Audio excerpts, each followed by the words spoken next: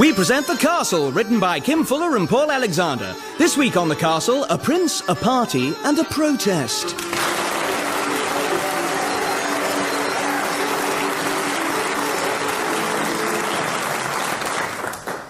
Good morning, Bates. Good morning, sire. May I dress you in your breakfast chemise? You may. Your griddle cake bib? Oh, yes. Oh, good. Your muffin gloves? Muffins. Oh, yum, yum. And finally, sire... Yes, hurry up. This protective helmet. Yes, why do I need a protective helmet? It's not for you, sire, it's for me. For when I reveal I haven't actually made any breakfast and you throw that tray at me. You know, Bates, you really are a complete factotum. Thank you, sir. Father? Morning, Anne. By the way, Bates has a crash helmet on if you'd like to throw something in his head. No, but I do require Bates's services. I need a strong pair of hands for my chest. That's what got him thrown out of Downton Abbey. My old toy chest, Father. I'm spring cleaning and I need it fetched from our attic. 'Tis very heavy and a weak and feeble woman can hardly be expected to... Is this it, Anne? I'll just put it here. It would appear to be on my foot, Lady Charlotte. Good work, Charlotte. Right, I'm off to the larder to scrounge a sausage. Ooh, let's open the chest up, Charlotte. Oh, look at this! My little pony. Must have been in there for years. It's starting to niff a bit. I still think you should have buried it. Oh, look! My Sylvanian Woodstock family. Oh, it's Sir John, the daddy squirrel, and his wife, Mummy Squirrel. Oh, and who's this little squirrel with pins sticking out of him? Oh, that's their evil hellspawn Henry Squirrel. Morning, every dude. Ooh, what's that chest? Treasure. Well, not unless you treasure mummified ponies or plastic squirrels. Ooh, who's this one with the crown and the silk dress? It's Sir John Squirrel's daughter, Princess Anne. Oh, Charlotte, that's how my life was supposed to turn out. You were supposed to grow a bushy red tail. I was supposed to meet a prince and be a princess. But look at me. Oh, cheer up, Anne. Look, some old exercise books. This one's composition. Oh, such a babyish story with crude pictures and terrible spelling. Actually, that's mine. I did it yesterday. Must have fallen out of my pocket. You never did like composition. Not my fault. That tutor was always picking on me because there were only 3 of us in the class. You, me and Kate Puddleton. Do you remember Kate? Lovely girl. Oh, no, that was an act. She was really annoying and common. Her dad ran a party novelties company and her mum was an ex-stewardess on the London to Oxford carriage. You just never liked her because she was more popular than you. Life is not a popularity contest, Charlotte. And I've never got the acclaim I deserve for inventing that phrase. Right, open the window, Bates. I want to hear the breakfast news. Well, not Master Charles and Mistress Bleakley, sir. No, don't worry, Bates. They were removed and pilloried in the stocks in front of the whole village. How awful for them, sir. At least for once they got an audience.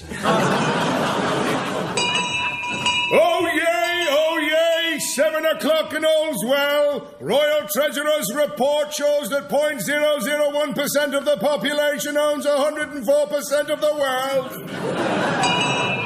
Oh yay, Royal Treasurer sacked for being rubbish at maths. You know, Charlotte, you're right. I'm going to cheer up and put away childish things. That squirrel was just fantasy. Ordinary little girls don't grow up to be princesses. Oh yay, Crown Prince William betrothed to local girl Kate Puddleton. What? I said Crown Prince William betrothed. Yeah, I think she heard you. Really? How can you tell? By the way, she's about to throw a large toy chest at you. Hey! Oh yay!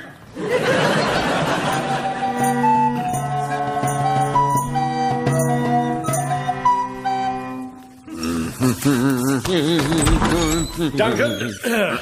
Duncan, what are you doing scrabbling around in the closet? There are so many responses to that question, sir.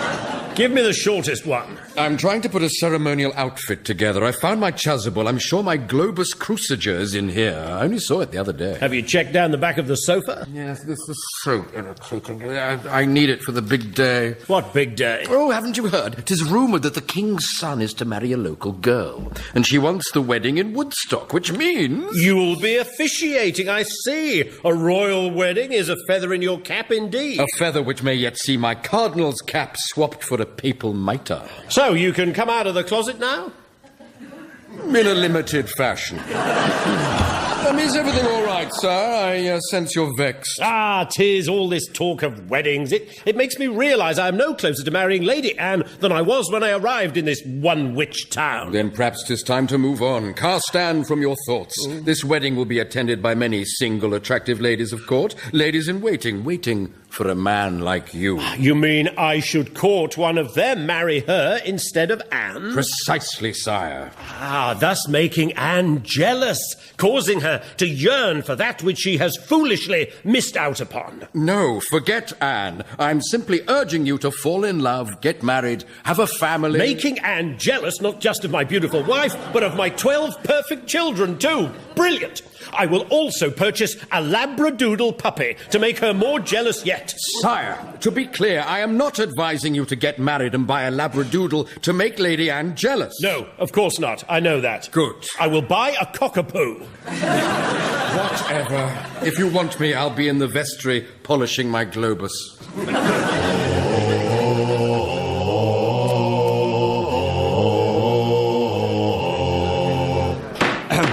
I have called this meeting to share with you the good burgers of Woodstock, and with Master Ronald MacDonald, the less good burger of Woodstock. Thank you, sir. Some joyous news.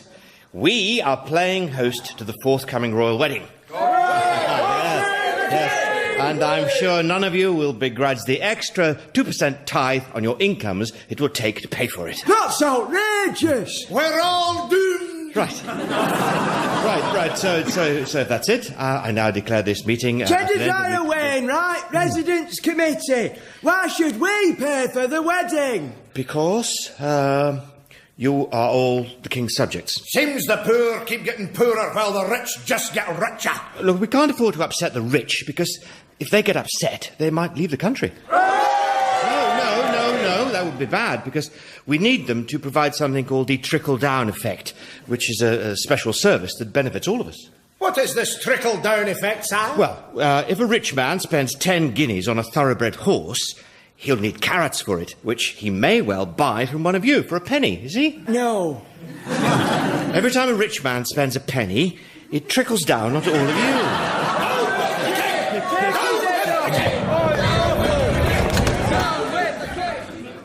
That could have gone better.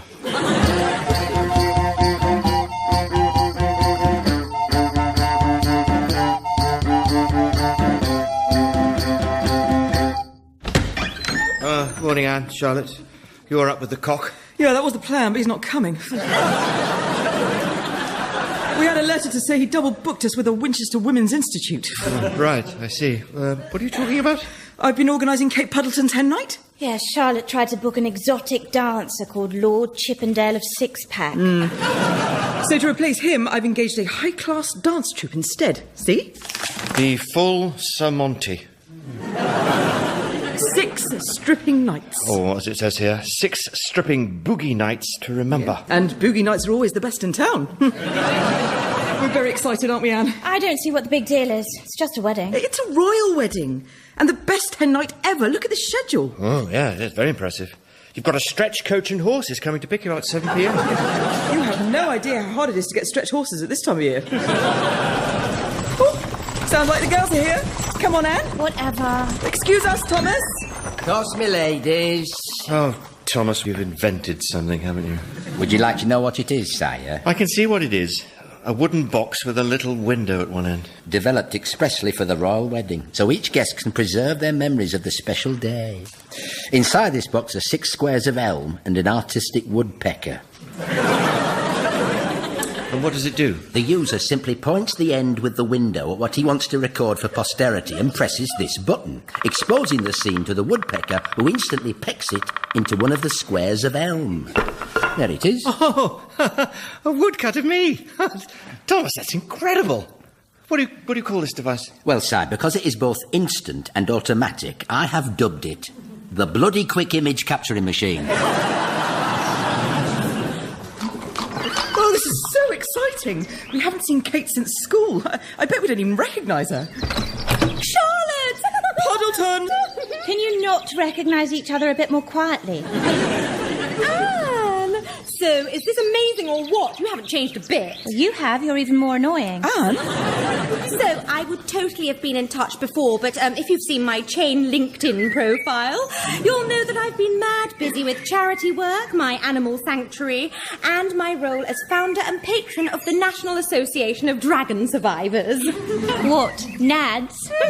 Here, have a T-shirt from our last sponsored walk. Go Nads. Dragon attacks are a blight, so traumatic. I help survivors overcome post-traumatic stress syndrome and wipe the soot off them. Oh, wow, that is so amazing. Isn't that amazing, Anne? Sorry, I wasn't listening. Shall we come through? Sir John, hello. Hello, Kate Puddleton. As lovely as ever. Oh, you're like the daughter I never had. Father, I'm right here.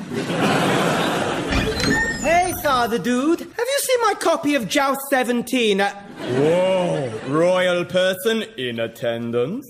So this must be Anne's adorable brother. Henry, the last time I saw you, you were drooling down your chin and talking gibberish. Give him a toffee and you'll see it again. Anne, I really like your friend. She is just like you would be if you were awesome.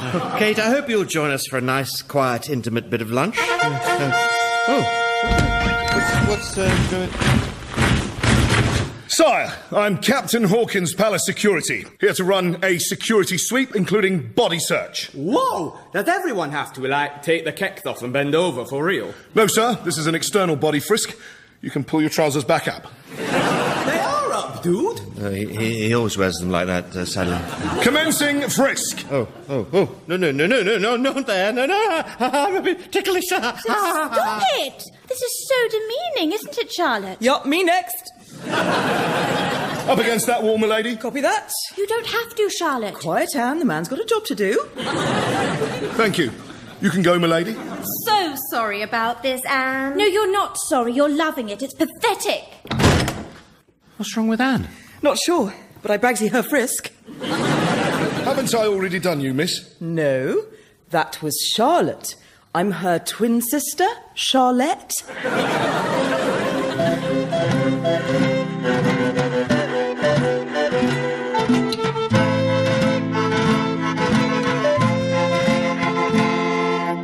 Then the wedding procession will pass through this field. A pretty spot. Ah, yes. I often paddle in yonder stream and contemplate the world and even drink from its sparkling waters. Do you know it, Sir William? Know it? Ha! 'Tis the stream that runs under my water closet. I regularly contribute to it. And from this field, the procession will emerge onto this wonderful view of the church, the forecourt and the 200 tents that... where the heck did the tents come from? It seems to be some sort of protest. What could have caused this? Oh, I think I know. It seems to have spread.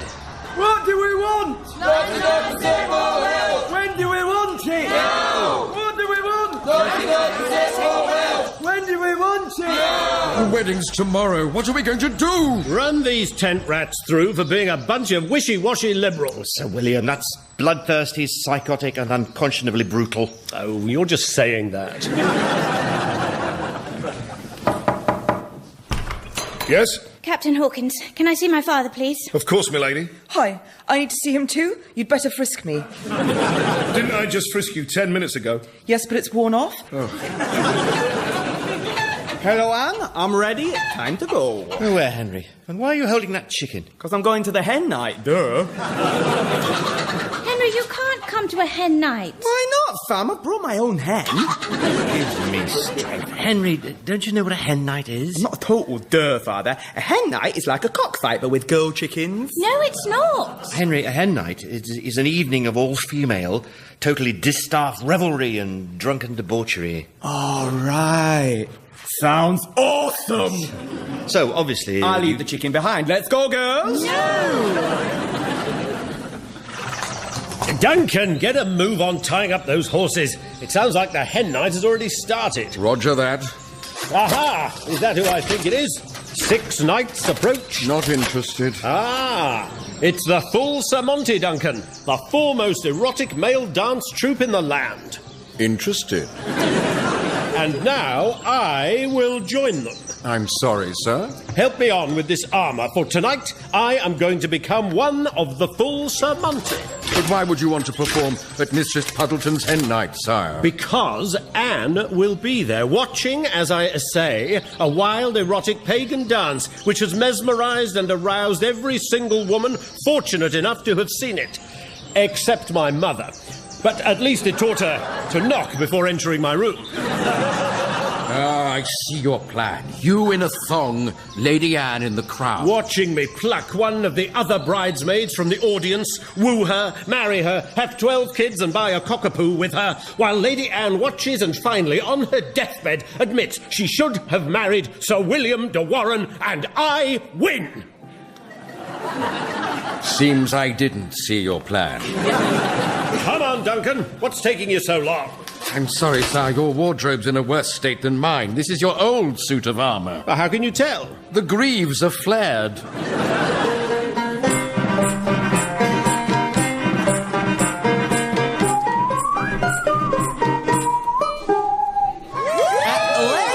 and ladies, welcome to Kate's Night. Tomorrow, Kate will be taking her vows. All those vows. Funny how they always miss the only one that would produce a happy marriage. A vow of silence. Am I right, fellas? Ladies? I thank you. I've seen plagues funnier than that bloke. They should put the drag queen on. Drag queen? What drag? Henry! Henry? Henry who? I know not this Henry Woodstock of who you speak. We know it's you, you idiot! Oh, crud muffins, eyes rumble. I fear you are, sire. I fear you are, sire. Duncan, you're wearing a dress too. I'm a Catholic cardinal, Lady Charlotte. It's part of the job description. Charlotte, is Anne's brother single? Yeah, why? Because I could climb that like a bonsai. Kate's coming over. Be nice, Anne. Look at her. So perfect, not a hair out of place. Kate always did scrub up well. Remember when we were kids, how birds suddenly appeared every time she was near? Don't remind me. It's almost as if on the day that she was born, the angels got together and decided to create a dream come true. So great party, Charlotte. Thank you so much for organising it. Oh, well, thank you for sprinkling moonlight in your hair and golden stardust in your eyes of blue. Oh, I'm going to vomit. Well, that's what hen nights are for. I need to keep a clear head for the wedding, but Anne, if you want to drink yourself into an embarrassing and degrading stupor, you go for it. After all, no one's going to be looking at you tomorrow. Right, that's it. And now, ladies and ladies, time to meet tonight's entertainment. The 7 saucy sirs, known as the Full Sir Monty.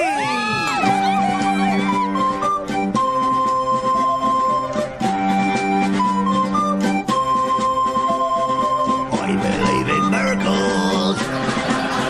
Where are you from? You sexy thing. I believe in miracles.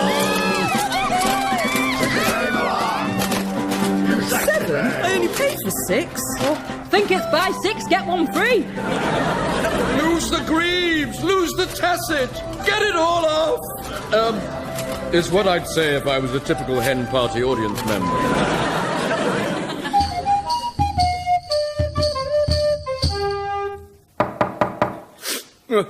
What? Hold on, dude. Bates, what have you got there? Breakfast, sire. 2 boiled eggs and toast. Shabba. Funny. I don't remember ordering this. That's because I did. Ah!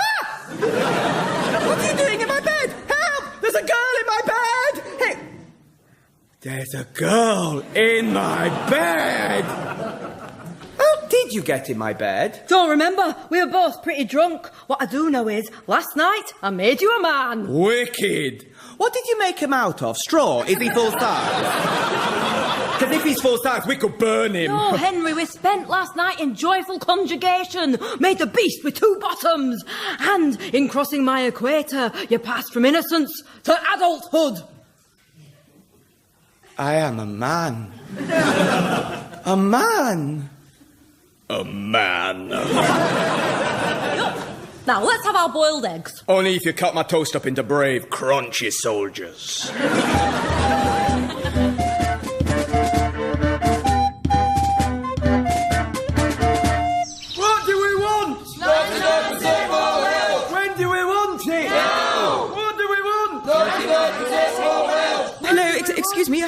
friend, she looks like this. Sorry it's out of focus. I think the woodpecker had too many mead Cosmos. I mean, Anne, over there. Anne! You haven't joined the Occupy Woodstock movement? Yes, I have. Their arguments are so compelling. Tell her, Graham. Ordinary people across the world are sick of having to live lives of increasing austerity while the rich pay themselves huge bonuses for doing nothing. And they're sick of princes marrying people called Kate instead of people called Anne. Actually, it's slightly less of a worry for most people. Here they are, Duncan. The most fearsome array of mercenaries ever assembled. Those demonstrators will scatter like thistledown in a hurricane. Aren't our most fearsome mercenaries actually in the Holy Land, slaughtering heathen? I admit it's not my usual team. In fact, I haven't worked with them before, but here is the manifest. Step forward, Robert Fry. Here, sire. Says here they call you the Widowmaker. Excellent. Actually, that's a typo. It should say window maker. All right, moving on. Armand Lefebvre, the Butcher of Boulogne. Aha! And how many men did you slaughter there? 0, monsieur. But if you are ever in Boulogne and you need mince, sausages, or a delicious anglais, I am your man. Perhaps you should have studied this manifest more closely, sire. I fear you were right. What does it say about Jack Barrett, the Angel of Death? He's deaf. Herman Schiff, the Bavarian Ripper? A tailor. And fearsome Frank Donegan? Afraid of his own shadow. Who said that? This massacre may be less fun than I thought. Oh, morning, Henry. You're up late. I challenge you to a duel. Come again? You heard me, fam. Either duel me, or I demand to open some pickles with a really tight lid, because today, I am a man. I'm sorry? I have completed the rite of passage. All must travel on their journey from boy to man. You've paid road tax for the first time. And now, Father, you can start to take life easy, for I shall be taking over the manly duties around here. Well, this is welcome news, Henry, as it means that when the king arrives, you could explain the army of protesters camped outside the church and try to calm him down. Wouldn't you rather do it, Father? I don't know, Henry. It depends. Who's the man? You demand, Father. I thought you'd say that. Good day, sirs. What do you want here? Hello, I am Sir William de Warren, Scourge of the Heathen, Knight of the Realm, and part-time private dancer. You all have 1 minute to leave, or you will be ruthlessly massacred, and these streets will run red with your blood. Before that, would you like to visit our refreshment tent? Refreshment tent? Ooh. Does they have anglais? I could murder a cup of tea. No, wait, where are you? No, come back. This is what happens when you recruit mercenaries from Lord Craigslist. Warren, what are you doing? I'm trying to organise a massacre, but you just can't get the psychopaths. Down to me, then. Who's first to die for their beliefs? I am. Well, Lady Anne, zoons. If you intend to stab any of us, you will have to stab me first. Lady Anne, you know I cannot raise my sword in your presence. That's not what I've heard. So I stand down. Oh, I'll stab her. Let me stab her. Quiet, Henry. The protesters have won. Sorry, Duncan. All is not lost. I have been negotiating with the Occupy organisers, and we've agreed a way to ensure the wedding goes ahead. Really? Any massacring involved at all? No, we don't need any swords, just these. Hand them out, Anne. Invitations? Of course. Death by 1,000 paper cuts. Ingenious. Actually, I'm inviting all the protesters to the royal wedding. And paying to use their tents as marquees for the reception. Anne, this means you can be a protester and come to the wedding. What do you say? Oh, all right. Changing the world's more fun than marrying into a stuffy inbred family anyway. So the wedding's on. There is a God. You sound surprised.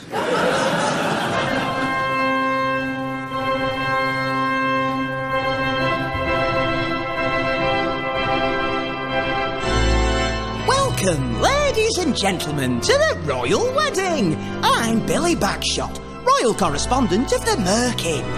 And I'm Lord James Whittaker, the only man in the country to make the royal family look chavvy. Security's obviously a big consideration today, and Sir John's servant Thomas has invented a special frame all the guests must pass through, designed to find concealed weapons by detecting metal. Meaning that half the guests are having to remove their armour. There we are, sir. If you just take everything off. This is like Kate's stag night all over again. And give it another go. No, it's still bleeping. You start naked. Can I take your name, sir? Prince Albert. That would explain it. Kate, you look lovely. Oh, I know. Where's Anne? Well, she burned her bridesmaid's dress, so she's having to make one from a protester's tent. She made me this dress from a tent too. Do you like it? Oh, it's lovely. Can you close your flap? Oh, sorry. It's a bit roomy. I can sleep 2 men in here, you know. Hi. Sorry I'm late. Had trouble getting the dress to fit. I've had to pull the guy ropes really tight to hold it all together. Oh, I'm just glad you're here and that we finally settled our differences. Me too. Prince William has a brother, Harry. He's really cute. And now that we're friends, I'm going to introduce you to him. Thanks. Oh, that's our cue. Oh, it's so exciting knowing the whole nation's eyes are going to be on humble little me. Better give the guy ropes another pull. Wow, Anne, those ropes have really accentuated your backside. And the bride is walking up the aisle, followed by her bridesmaids, including Lady Charlotte and Lady... Wowzer! What an outstanding derriere! Anne, you cow! But And it seems every eye in the church is on Lady Anne's bootylicious rear end. That's it! The wedding's ruined! Duncan, get as many woodcuts of that as you can. I'm trying, sir. I fear my pecker is overheating. I can relate to that. That was The Castle by Kim Fuller and Paul Alexander. It starred James Fleet as Sir John Woodstock, Neil Dudgeon as Sir William de Warren, Martha Howe Douglas as Lady Anne, Ingrid Oliver as Charlotte, Jonathan Kidd as Duncan and Thomas, Stephen Kimman as Henry, and Lewis MacLeod as Bates, with special guest Jess Robertson as Kate Puddleton. The music was by Guy Jackson, it was created by Kim Fuller, and the producer was David Tyler. The programme was a positive production for the BBC.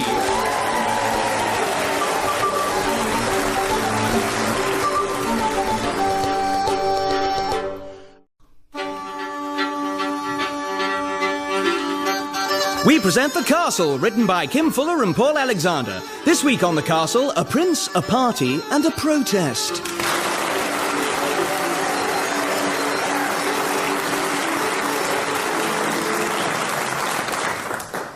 Good morning, Bates. Good morning, sire.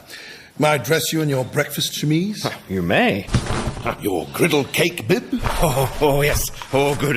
Your muffin gloves? Muffins. Oh, yum, yum. And finally, sire... Yes, hurry up. This protective helmet. Yes, why do I need a protective helmet? It's not for you, sire, it's for me. For when I reveal I haven't actually made any breakfast and you throw that tray at me. You know, Bates, you really are a complete factotum. Thank you, sir. Hello, Father. Morning, Anne. By the way, Bates has a crash helmet on if you'd like to throw something in his head. No, but I do require Bates's services. I need a strong pair of hands for my chest.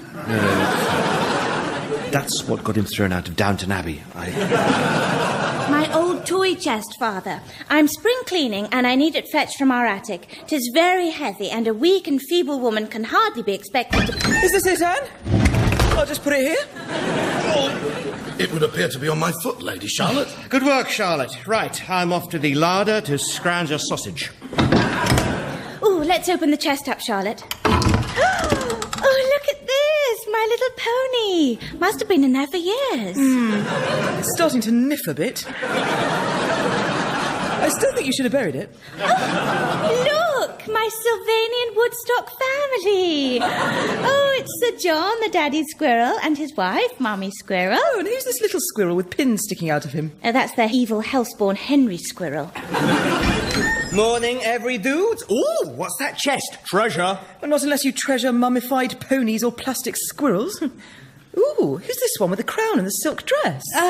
It's Sir John Squirrel's daughter, Princess Anne. Oh, Charlotte, that's how my life was supposed to turn out. You were supposed to grow a bushy red tail. I was supposed to meet a prince and be a princess. But look at me. Oh, cheer up, Anne. Look, some old exercise books. This one's composition. Oh, such a babyish story with crude pictures and terrible spelling. Actually, that's mine. I did it yesterday. Must have fallen out of my pocket. You never did like composition. Not my fault. That tutor was always picking on me because there were only 3 of us in the class.